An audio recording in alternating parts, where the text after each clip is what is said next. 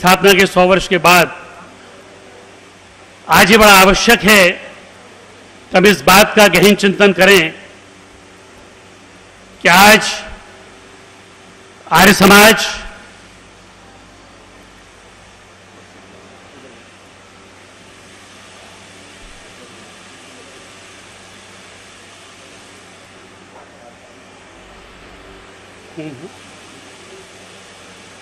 हमारे बीच में बता रहे हैं, कृपया तालियों से उनका अभिनंदन करें।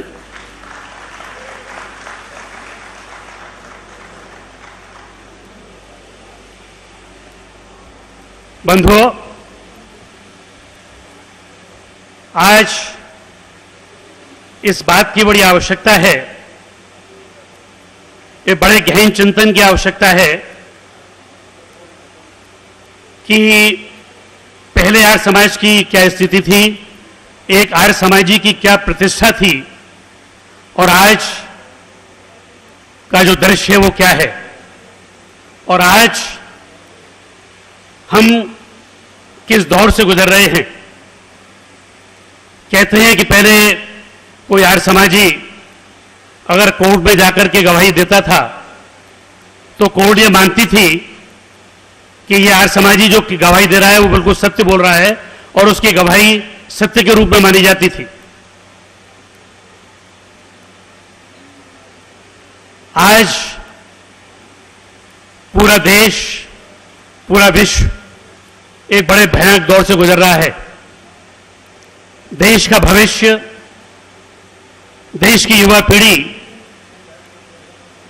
आज जिस दौर से गुजर रही है, जिस भयावह दौर से गुजर रही है, वो एक बड़ी चिंता का विषय है। आज इलेक्ट्रॉनिक मीडिया पर जो कुछ भी दिखाया जा रहा है, जो कुछ भी परोसा जा रहा है, उससे हमारी युवा पीढ़ी दिग्भ्रमित हो रही है। स्कूलों में जो कुछ भी आज पढ़ाया जा रहा है, उससे भी हमारे युवा दिशा भ्रमित हो रहे हैं। आज हमारी युवा पीढ़ी मांसाहार की ओर बढ़ रही है, नशीली दवाओं की ओर बढ़ रही है, शराब की ओर बढ़ रही है, और आपने अभी ड्रग एडिक्शन बढ़ रहा है। एक बहुत ही ऐसी खतरनाक स्थिति से आज हमारी युवा पीढ़ी गुजर रही है। परिवार में भी जो सुख और शांति पहले थी वो आज नहीं है। माता पिता के प्रति उदासीनता बढ़ रही है। जो सम्मान पहले था वो सम्मान निरंतर घटता जा रहा है। देश में अंधविश्वास और पाखंड बढ़ रहा है। इलेक्ट्रॉनिक मीडिया ने उसमें और बड़ा भारी अपना हाथ उसमें लगाया है। प्रत्येक चैनल पर पाखंड और बड़े जोर शोर से कही जा रही है। ऐसे वातावरण में जब सब कुछ विघटन की ओर जा रहा है, हम रसातल की ओर जा रहे हैं, तो इस स्थिति से उबारने वाला आज कौन है? यह एक बड़े चिंतन का विषय है। और मैं ये समझता हूं कि न तो सरकार इसमें कुछ कर सकती है, न और कोई दल इसमें कर सकता है, न कोई धार्मिक दल, न कोई राजनीतिक दल। अगर इस स्थिति से पूरे देश को अगर कोई उबार सकता है तो वो केवल एक ही संस्था है और उसका नाम है आर्य समाज। तो हमें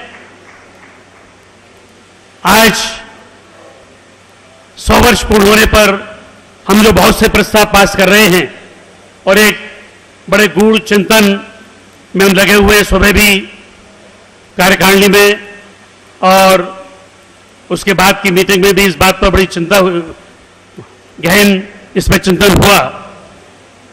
मेरा केवल एक ही प्रस्ताव है कि ये जितने भी विषय हैं, और चाहे वो ग्लोबल वार्मिंग का विषय हो, ग्लोबल वार्मिंग भी आज एक बहुत बड़ी गंभीर चेतावनी के रूप में पूरे विश्व के सामने खड़ा हुआ है।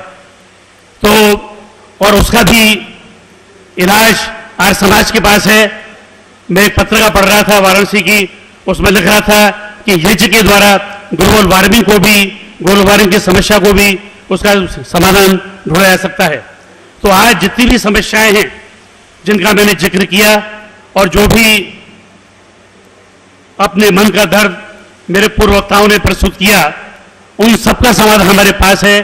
केवल हमें एक आत्मविश्वास के साथ, क्योंकि आज हमारा आत्मविश्वास टूट चुका है, एक पुनः एक पूरे जोश के साथ, आत्मविश्वास के साथ समाज की इन सभी समस्याओं को हमें सुलझाना होगा और हमें ये प्रस्ताव पास करना होगा कि चाहे वो अंधविश्वास दूर करने की बात हो, चाहे आयुर्वेदल को सशक्त बनाने की बात हो, चाहे धर्म प्रवर्धन रोकने की बात हो, चाहे भ्रूण हत्या की बात हो, चाहे अपनी भावी पीढ़ी में